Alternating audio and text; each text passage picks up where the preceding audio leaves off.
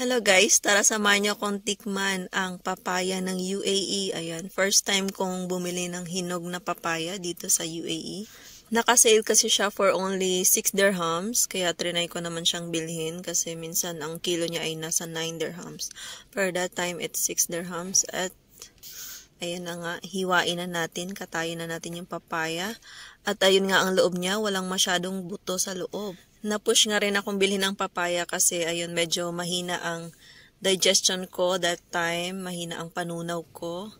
Kaya naisip ko based on my research, ang papaya is good for digestion. At syempre ang mas maganda sa papaya is rich in vitamin E siya, which is good for the skin. Ayan naman, kaya naman ang daming lahat ng skincare products na made in papaya. At sinimulan ko na nga siyang papakin. Ayan, kakain niya na ang pinaka-dinner ko kasi pag-uwi ko niya ng bahay, hindi na ako kumain ng kahit ano, kundi ayan lang, excited akong kumain ng papaya. Hindi ko na siya sinawsaw sa asin or kahit na ano. Ayan, plain lang ko lang siyang kinain.